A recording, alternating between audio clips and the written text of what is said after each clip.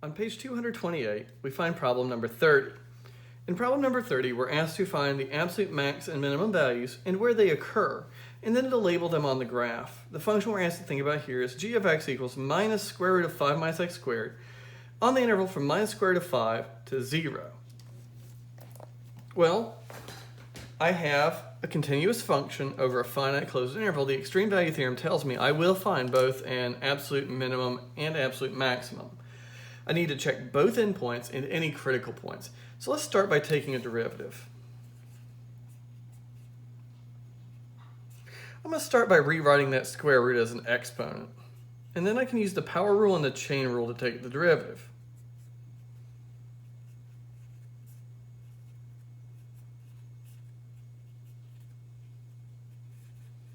All right, so I multiply the 1/2 down. I have to take 1 away from the exponent and then multiply by the derivative of the inside.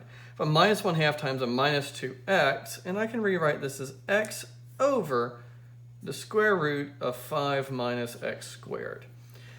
As I'm looking at this derivative, I can find places where both the derivative is equal to 0 and does not exist. When I go to set this derivative equal to 0,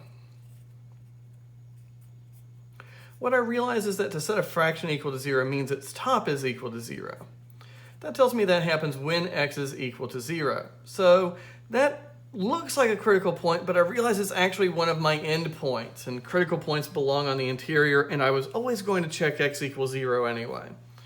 Now I need to look for spots where my first derivative does not exist, and so I need to avoid dividing by 0, right? Clearly there are going to be two values down here, because 5 minus x squared can't be equal to 0.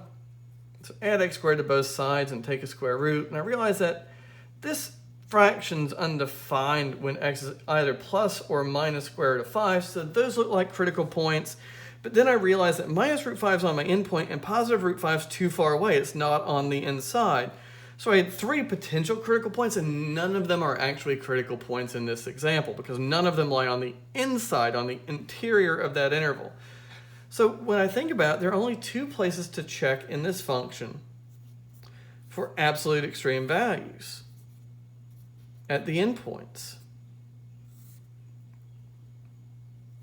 And I should check them in order. So I have minus root 5 and I have 0.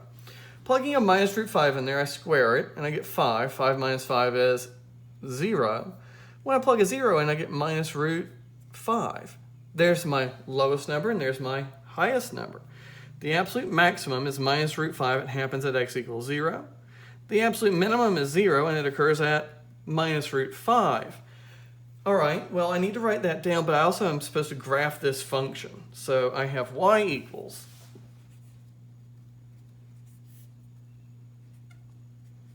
and if we were in class together, this is where I'd pause and say, hey, what's this the graph of? And just wait for someone to say it. So pause the video and see if you can figure out what this is the graph of. Okay, well, I'm going to square both sides of this to remind us of something. If I square both sides, that minus goes away and that becomes a 5 minus x squared because I squared a square root. And then I get x squared plus y squared is equal to 5. And this is the equation of a circle centered at 0, 0 with a radius of the square root of 5. And so if I was to graph that circle, it would look something like this. Square root of 5 is about 2.2. So something like this. Not a very good circle, but we'll just work with it. But now I think about solving this equation for y, right? If I go from here back to what I actually had, I realize that I get to here and I have to take a square root. And I get a plus or a minus. The plus is the top and the minus is the bottom. So when I look at minus the square root, I get the bottom half of this circle. And then I realize that even more restrictive than that, I was told to only look between minus root 5 and 0. So I don't even get the bottom half. I get a quarter of the whole circle, half of the bottom half. So I'm just looking at this part of the graph, and there's my absolute max of 0 occurring at x equals minus root 5. And here's my absolute min of minus root 5 occurring at x equals 0. Furthermore, even further, I see that right here I had that horizontal tangent line. That's what happened here, right? I found the first derivative is equal to 0 at x equals 0. And at minus root 5, I have a vertical tangent line. And that's one of the places where a derivative doesn't exist. And that's where that bottom was equal to 0. And so I kind of see all the things we talked about occur in that graph.